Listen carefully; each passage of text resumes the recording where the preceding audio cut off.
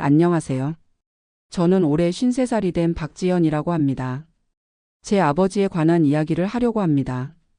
평생 교육자로 살아온 제 아버지가 은퇴 후 충격적인 선택을 하셨거든요. 아버지는 교직 생활 35년을 마치고 67살에 은퇴하셨습니다. 중학교 역사 교사로 근무하시다가 교감까지 지내셨죠. 어머니는 제가 대학교 1학년일 때 갑작스러운 뇌출혈로 돌아가셨습니다. 그 후 아버지는 20년 넘게 혼자 사셨어요. 저와 2살 터울 오빠는 아버지께서 외롭지 않도록 자주 찾아뵙고 같이 식사도 하며 지냈습니다. 아버지는 은퇴 후에도 활발한 생활을 이어가셨어요. 동네 문화센터에서 한문 강의도 하시고 노인대학에서 역사 특강도 진행하셨죠. 월 275만 원의 연금으로 큰 걱정 없이 지내셨고 퇴직금 2억 3천만 원은 은행에 예금해 두셨다고 했습니다. 그런데 아버지의 은퇴 후 3년째 되던 해 겨울부터 아버지의 행동이 조금씩 달라지기 시작했어요. 주말마다 보던 아버지와의 만남이 갑자기 뜸해졌습니다. 전화를 드려도 바쁘다며 짧게 통화를 끝내시곤 했죠. 아버지 바쁘시다니 무슨 일 있으세요? 제가 물으면 아버지는 그저 웃으시며 넘기셨어요. 요즘 노인대학에서 특별 프로그램을 하고 있어서 좀 바쁘구나. 처음에는 그런가 보다 했습니다. 은퇴 후에도 활발히 활동하시는 아버지가 자랑스럽기도 했죠. 그렇게 석 달이 지났을까요? 아버지께서 갑자기 저와 오빠에게 식사 자리를 마련하자고 하셨습니다. 중요한 얘기가 있으니 이번 주말에 만나자꾸나. 아버지의 목소리가 어딘지 설레는 듯 했어요. 그날은 오빠네 가족과 저희 가족이 모두 모였습니다. 저희는 아버지가 무슨 말씀을 하실지 궁금해하며 기대했어요. 여행을 다녀오셨다거나 새로운 취미를 찾으셨다는 좋은 소식일 거라고 생각했거든요. 얘들아, 아빠가 중요한 결정을 했다. 아버지께서 식사를 마치고 조용히 입을 여셨습니다. 다음 달에 결혼한다. 순간 테이블에 침묵이 흘렀습니다. 저와 오빠는 놀라움에 말을 잇지 못했어요. 누구신데요? 오빠가 조심스럽게 물었습니다. 미영이라고 노인대학에서 만났단다. 아버지의 얼굴에 행복한 미소가 번졌습니다. 아버지의 재혼 자체는 저희도 찬성이었습니다. 20년 넘게 혼자 사셨으니 좋은 분을 만나 남은 인생을 행복하게 사셨으면 했거든요. 몇 살이신데요? 제가 궁금해서 물었습니다. 아버지가 잠시 망설이다 대답하셨어요. 29살이야. 잠시 제 귀를 의심했습니다. 아버지는 이제 70살에 가까운 나이였어요. 아버지 농담이시죠? 오빠가 웃으며 말했지만 아버지의 표정은 진지했습니다. 농담 아니다. 미영이는 내 수업을 들으러 온 학생이었어. 처음엔 나도 그저 열심히 수업 듣는 학생이라고만 생각했는데 수업 후에 역사에 관해 이것저것 질문도 많이 하고 내 강의에 관심을 보여줬단다. 저와 오빠는 말문이 막혔습니다. 70살에 가까운 아버지와 20대 후반의 여성이라니. 아버지 그분이 진심인지 어떻게 아세요? 혹시 아버지의 재산이나 연금을 노리는 건 아닌지 걱정돼요. 제가 조심스럽게 말했습니다. 아버지의 표정이 굳어졌어요. 너희들이 그럴 줄 알았다. 미영이는 회사 다니면서 웬만큼 돈도 번다. 내 돈 때문이 아니야. 그날 저녁은 불편한 공기 속에서 끝이 났습니다. 집으로 돌아오는 길 내내 남편은 걱정스러운 표정이었어요. 지연아, 아버님이 혹시 사기를 당하시는 건 아닐까? 저도 같은 생각이었습니다. 평생 학생들 가르치시던 순수한 아버지가 젊은 여성에게 홀려 판단력이 흐려지신 게 아닌지 걱정됐어요. 다음 날 오빠와 저는 아버지를 다시 찾아뵀습니다.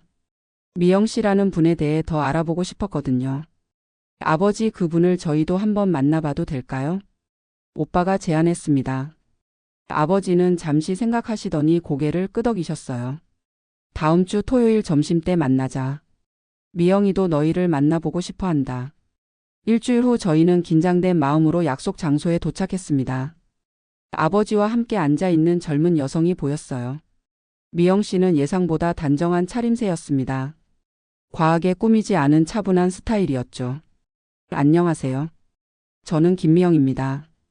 선생님의 자녀분들을 만나게 되어 영광이에요. 첫인상은 나쁘지 않았습니다. 하지만 저와 나이 차이가 얼마 나지 않는 여성이 제 아버지의 배우자가 된다는 사실이 여전히 어색했어요. 식사를 하며 이야기를 나눴습니다.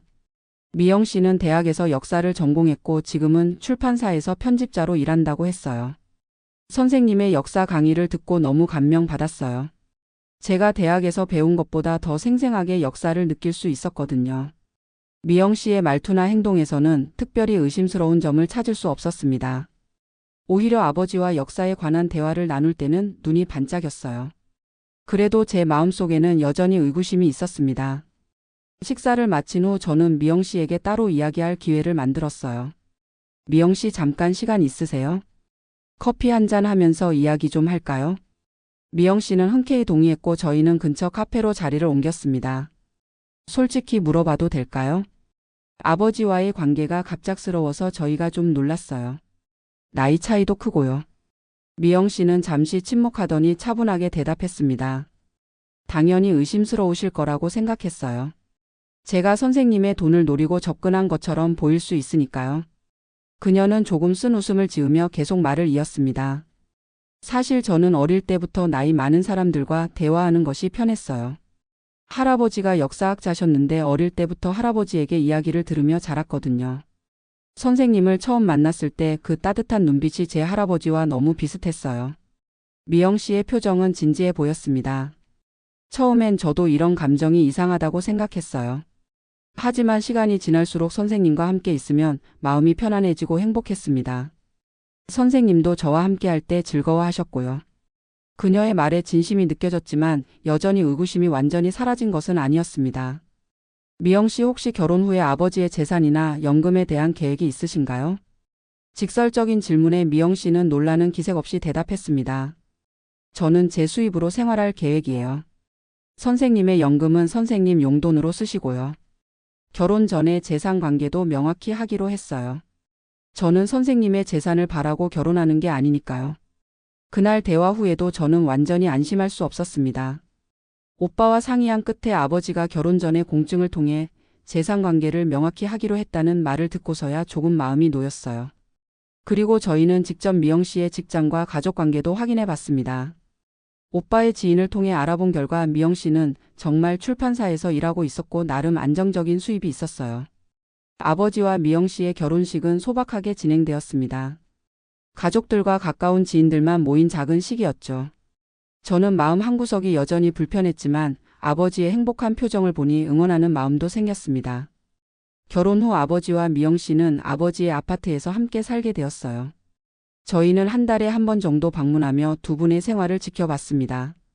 놀랍게도 아버지의 생활은 더욱 활기차게 변했어요. 미영 씨가 아버지의 건강을 챙기며 함께 운동도 하고 여행도 다니셨거든요. 요즘 아버지가 달라지신 것 같아.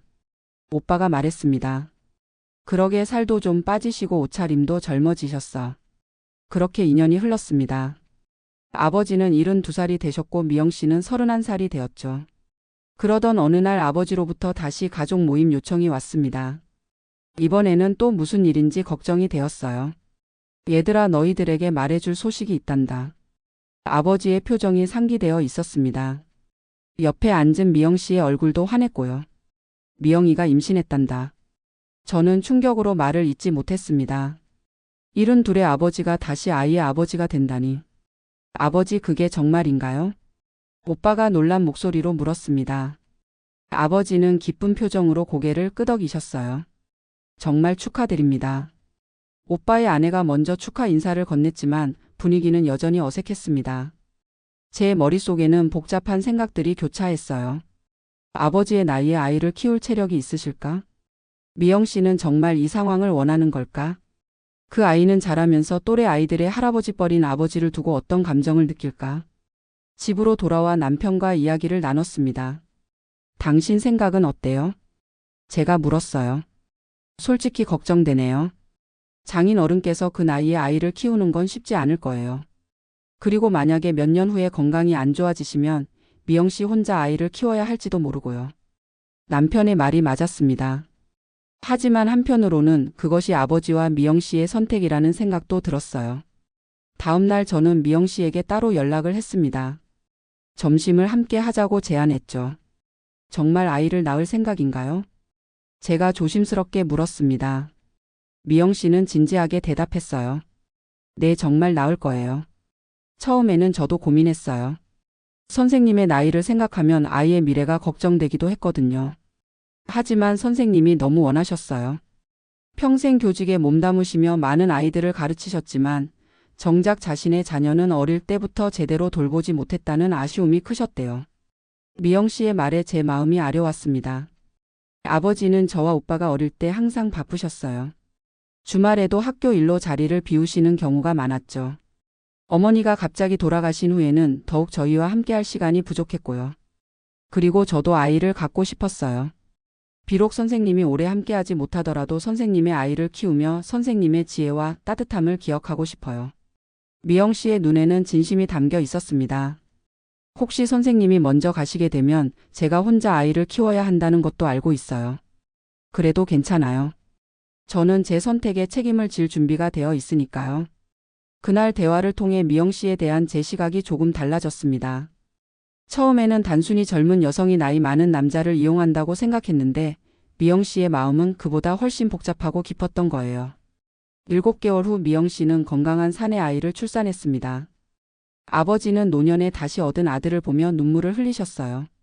아이 이름은 박준서. 아버지가 평생 존경했던 역사학자의 이름을 따서 지었다고 합니다. 아이가 태어난 후 저희 가족은 더 자주 아버지 댁을 방문하게 되었어요. 처음에는 어색했지만 점차 준서를 저희 가족의 일원으로 받아들이게 됐습니다.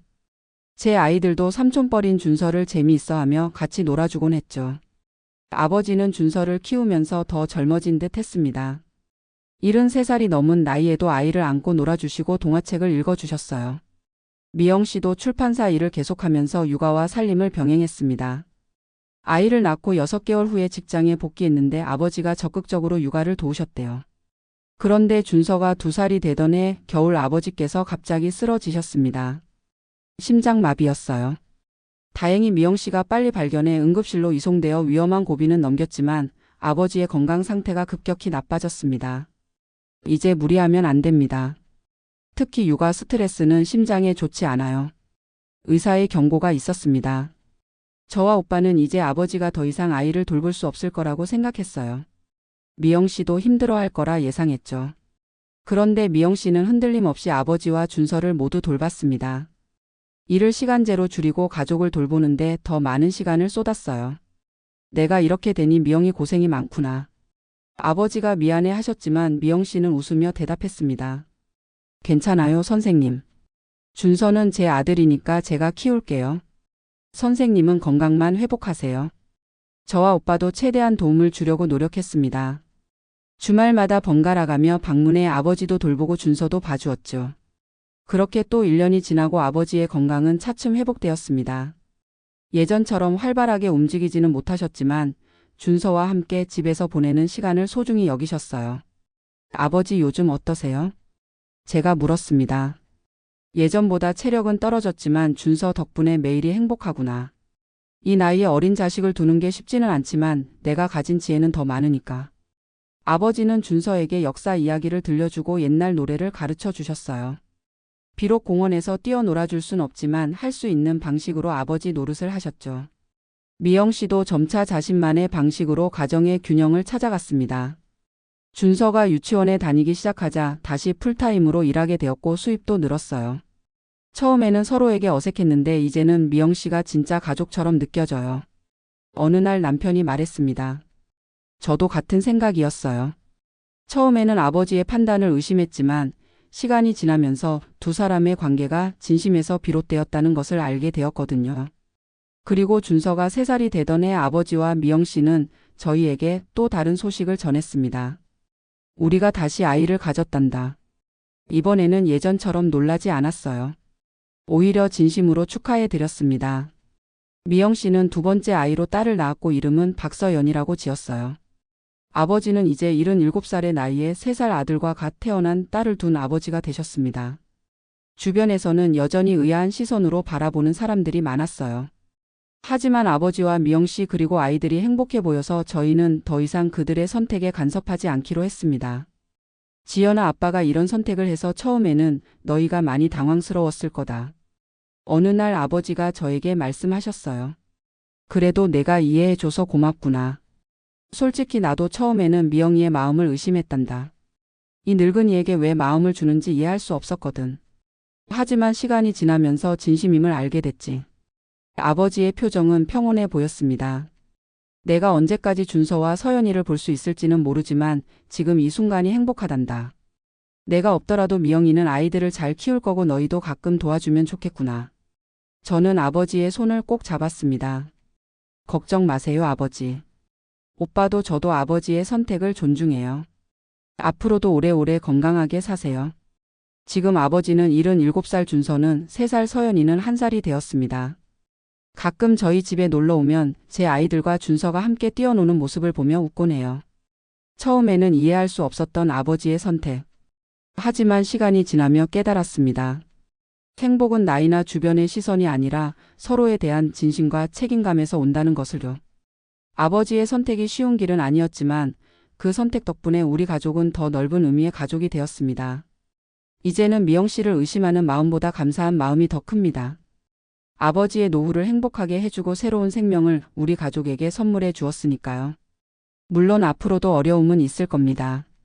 아버지의 건강이 더 나빠질 수도 있고 아이들이 자라면서 아버지의 나이에 대해 의문을 가질 수도 있겠죠. 하지만 우리 가족은 함께 그 어려움을 극복해 나갈 것입니다. 아버지가 선택한 새로운 가족의 형태를 인정하고 서로를 지지하면서요. 사랑에는 정해진 형태가 없다는 것을 아버지를 통해 배웠습니다. 비록 세상의 기준과는 다를지라도 진심으로 서로를 아끼고 책임을 다한다면 그것이 진정한 가족의 의미가 아닐까요? 이제는 매주 일요일마다 모든 가족이 모여 식사를 합니다. 처음에는 어색했던 자리가 이제는 웃음소리로 가득 찬 행복한 시간이 되었어요. 준서는 자신의 할아버지가 다른 친구들의 할아버지와 다르다는 것을 아직 모릅니다. 하지만 언젠가 알게 되더라도 우리는 준서에게 알려줄 것입니다. 준서가 5살이 되던 해 아이는 처음으로 자신의 상황에 대해 질문하기 시작했습니다. 엄마, 우리 아빠는 왜 다른 친구들 아빠랑 달라요? 어느 날 유치원에서 돌아온 준서가 미영 씨에게 물었습니다. 미영 씨는 잠시 당황했지만 아이의 눈을 마주보며 진실되게 대답했어요. 준서야, 세상의 가족들은 모두 다양한 모습을 가지고 있단다. 우리 가족은 아빠가 많은 지혜를 가진 특별한 가족이지.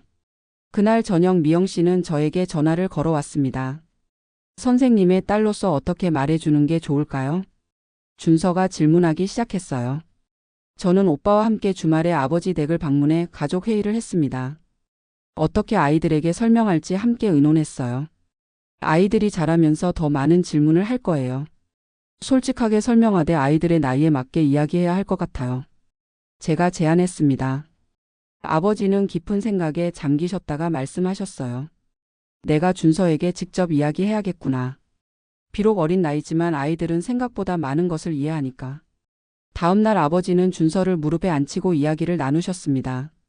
준서야, 할아버지가 아니라 아빠라고 불러줘서 고맙구나. 아빠는 다른 친구들의 아빠보다 나이가 많단다. 하지만 그만큼 너에게 줄 사랑과 지혜도 많지. 준서는 아버지의 주름진 손을 만지며 고개를 끄덕였어요. 아빠 손이 주름져 있어서 책 읽어줄 때 재미있어요. 할머니 손 같아요. 아이의 순수한 말에 모두가 웃음을 터뜨렸습니다. 시간이 흐르면서 준서와 서연이는 자신들의 가족이 조금 다르다는 것을 알게 되었지만 그것이 특별한 문제가 되지는 않았어요. 오히려 아버지의 풍부한 경험과 지혜는 아이들에게 큰 자산이 되었습니다. 아버지는 아이들에게 역사 이야기를 들려주시며 상상력을 키워주셨고 인생의 중요한 가치들을 가르쳐 주셨죠. 아버지가 80살이 되셨을 때 준서는 6살이 되었고 서연이는 4살이 되었습니다. 아버지의 건강은 점점 약해지셨지만 정신은 여전히 맑으셨어요. 지연아, 아빠가 늘 걱정했던 건 내가 아이들을 다 키우지 못하고 떠날까봐 그랬단다. 하지만 지금은 그런 걱정보다 감사하는 마음이 더 크구나. 아버지의 말씀에 눈시울이 붉어졌습니다. 준서와 서연이가 내게 새로운 인생을 선물해 주었어. 비록 내가 그들의 성인식까지 보지 못하더라도 지금 이 순간들이 내겐 큰 축복이란다. 놀랍게도 아버지의 늦은 부성에는 건강에도 긍정적인 영향을 미쳤습니다. 의사들도 예상치 못했던 일이었죠. 사람이 살아갈 이유가 있을 때 신체도 반응하는 법이지. 주치의가 말했습니다. 아이들을 위해 더 오래 살고자 하는 의지가 건강에 도움이 되는 것 같습니다. 물론 쉬운 일만은 아니었습니다. 80이 넘은 아버지가 활발한 아이들을 돌보는 일은 체력적으로 부담이 컸어요. 미영 씨는 직장 일과 육아 그리고 아버지 돌봄까지 세 가지 역할을 동시에 해내야 했습니다. 그래서 저희 가족은 더 적극적으로 도움을 주기로 했어요. 제 아이들이 이제 대학생과 고등학생이 되어 시간적 여유가 생겼거든요. 오빠의 자녀들도 모두 성인이 되어 각자의 길을 가고 있었고요. 우리가 주말마다 번갈아 가며 아버지 댁에서 지내면 어떨까요? 제가 제안했습니다. 그렇게 저희는 일종의 가족 돌봄 시스템을 만들었어요. 미영 씨가 일하는 주말에는 저나 오빠 가족이 아버지 댁에서 지내며 준서와 서연이를 돌봤습니다. 아이들은 이모와 삼촌으로 부르는 저와 오빠를 좋아했고 저희의 자녀들은 어린 삼촌뻘 되는 아이들과 놀아주며 즐거워했어요. 우리 가족이 참 특이하죠? 어느 날 미영 씨가 웃으며 말했습니다. 그래요, 특이하지만 따뜻한 가족이에요. 저도 웃으며 대답했죠. 준서가 초등학교에 입학할 무렵 아버지의 건강이 다시 악화되었습니다. 이번에는 더 심각했어요. 병원에서 여러 검사를 받은 결과 아버지는 심장 기능이 많이 약해져 있었고 폐에도 문제가 생겼다고 했습니다. 앞으로는 병원에 자주 오셔야 해요. 정기적인 검진과 치료가 필요합니다. 의사가 말했습니다. 미영 씨는 아버지의 건강을 위해 직장을 더 줄여야 했고 경제적으로 어려워졌습니다. 저와 오빠는 상의 끝에 경제적 지원도 하기로 했어요. 우리도 이제 아이들 대학도 보냈으니 여유가 있어. 아버지와 미영 씨 그리고 아이들을 위해 우리가 도울 수 있는 건 최대한 돕자. 오빠가 말했습니다. 처음에 미영 씨는 저희의 도움을 거절했지만 결국 가족을 위한 결정이라며 받아들였어요. 정말 감사합니다. 선생님의 자녀분들께서 이렇게까지 해주시니 제가 무슨 말로 감사함을 표현해야 할지 모르겠어요. 미영 씨의 눈에는 눈물이 고여 있었습니다. 미영 씨, 우리는 이제 한 가족이에요. 서로 돕는 게 당연하죠. 아버지는 병원 신세를 자주 져야 했지만 집에 있을 때는 최대한 아이들과 시간을 보내셨습니다. 더 이상 밖에 나가 놀아주지는 못하셨지만 집에서 책을 읽어주거나 그림을 그리며 아이들과 소통하셨어요. 준서는 학교에서 배운 것들을 아버지에게 알려드리며 자랑하기를 좋아했고 서연이는 아버지 무릎에 앉아 이야기 듣기를 좋아했습니다. 준서가 초등학교 2학년이 되고 서연이가 유치원에 다니기 시작했을 때 아버지의 건강은 더욱 악화되었습니다. 결국 장기간 입원이 필요하다는 의사의 권고에 따라 아버지는 병원에 입원하게 되었어요. 아이들에게 어떻게 설명하지? 미영 씨가 걱정하며 물었습니다. 아이들에게도 솔직하게 이야기하는 게 좋을 것 같아요. 제가 대답했습니다. 아빠가 많이 아프셔서 병원에서 지내야 한다고요. 준서는 8살의 나이에도 상황을 꽤 이해하는 듯 했습니다.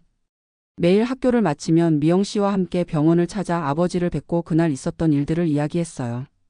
서연이는 6살이라 상황을 완전히 이해하지는 못했지만 아버지를 보고 싶어 했습니다. 주말에는 저희 모두가 병원에 모여 아버지와 시간을 보냈어요. 내가 이렇게 되어서 미안하구나.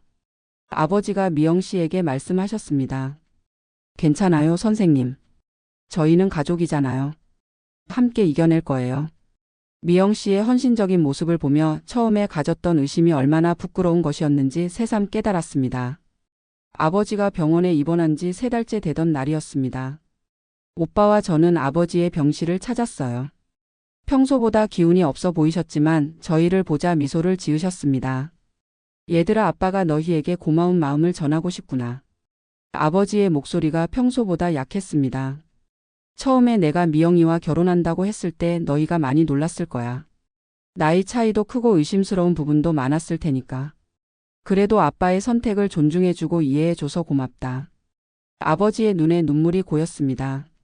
준서와 서연이는 내 인생의 가장 큰 선물이란다. 비록 내가 그들을 다 키우지는 못하겠지만 미영이가 잘 키울 거야. 그리고 너희도 도와주길 바란다. 저와 오빠는 아버지의 손을 꼭 잡고 약속했습니다. 걱정 마세요, 아버지. 준서와 서연이는 우리 가족이에요. 저희가 함께 잘 돌볼게요. 이틀 후 아버지는 갑자기 상태가 악화되어 중환자실로 옮겨졌습니다. 저희 모두가 병원으로 달려갔지만 아버지는 우리를 알아보지 못하셨어요. 의사는 심장 기능이 크게 약화되어 위험한 상태라고 했습니다. 준서와 서연이는 병원 로비에서 기다렸고 저희 어른들은 번갈아가며 중환자실을 지켰어요. 미영 씨는 아버지의 손을 잡고 눈물을 흘렸습니다. 선생님, 감사합니다. 제게 이런 행복을 주셔서요. 준서와 서연이는 제가 끝까지 책임지고 키울게요. 걱정 마시고 편안히 쉬세요. 그날 밤 아버지는 평화롭게 눈을 감으셨습니다. 84세 나이로 가족들이 지켜보는 가운데 조용히 떠나셨어요. 장례식은 조용하게 진행되었습니다. 많은 제자들과 지인들이 찾아와 아버지의 마지막 길을 배웅했어요. 준서는 8살이라는 어린 나이에도 아버지의 죽음을 이해하려고 노력했습니다. 아빠가 하늘나라로 가셨어요? 준서가 물었습니다. 그래 준서야. 아빠는 이제 하늘에서 우리를 지켜보고 계실 거야. 제가 대답했어요. 서연이는 아직 상황을 완전히 이해하지 못했지만 모두가 슬퍼하는 분위기를 느끼는지 조용히 있었습니다.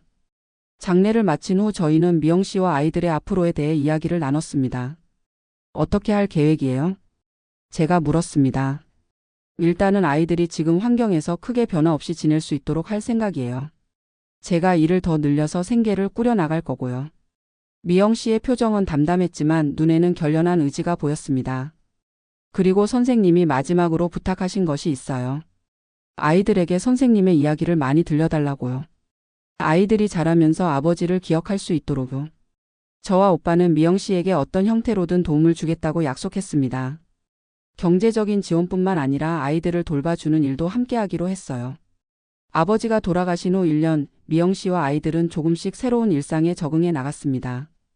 미영 씨는 출판사에서 승진하여 더 나은 조건으로 일하게 되었고 경제적으로도 안정을 찾아갔어요. 준서는 초등학교 3학년이 되어 더 활발하게 학교 생활을 했고 서연이는 7살이 되어 초등학교에 입학했습니다. 저희 가족은 여전히 주말마다 번갈아가며 아이들을 돌봐주었고 명절이나 특별한 날에는 모두 함께 모여 시간을 보냈어요. 어느 날 준서가 저에게 물었습니다. 이모, 우리 아빠는 정말 대단한 분이셨죠? 그래 준서야, 너희 아빠는 정말 멋진 분이셨어. 많은 학생들을 가르치셨고 역사에 대해 깊은 지식을 가지고 계셨지. 그리고 무엇보다 너와 서연이를 정말 사랑하셨단다. 아빠가 보고 싶어요. 준서의 눈에 눈물이 고였습니다. 저는 준서를 안아주었어요. 아빠는 항상 너희 곁에 계신단다. 너희가 하는 모든 일을 지켜보고 계실 거야.